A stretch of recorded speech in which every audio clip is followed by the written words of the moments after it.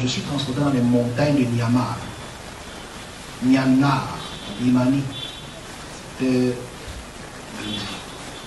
suis transporté dans les montagnes de Birmanie avec des touristes.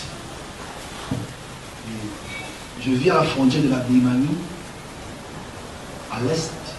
Comment les canons se préparaient, pour frapper la Birmanie, le Myanmar.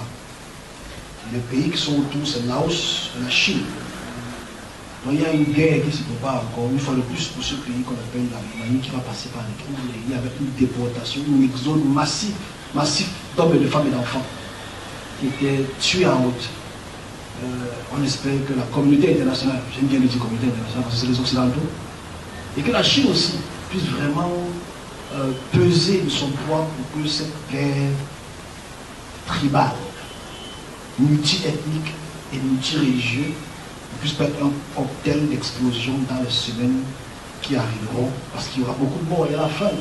Le service de Dieu est là pour informer, pour que si les présidents, les chefs d'État, ou les dirigeants de cette partie du monde puissent écouter, trouvent un moyen d'apaiser les tensions avant que ça ne soit. Voilà le rôle du service de Dieu. C'est pas si grand que ça, mais c'est très grave.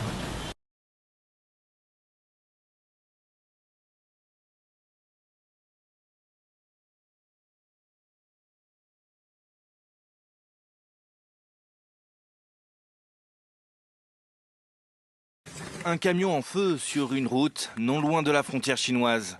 Ici, des hommes armés en poste dans la ville de Nam Can, dans l'état Shan, ville qui aurait été prise à la junte militaire. Ces images ont été publiées à la mi-novembre par l'armée de libération nationale Tahang, un des groupes en guerre contre le pouvoir birman. Pour la première fois depuis le coup d'État de février 2021, l'espoir bascule du côté de la résistance.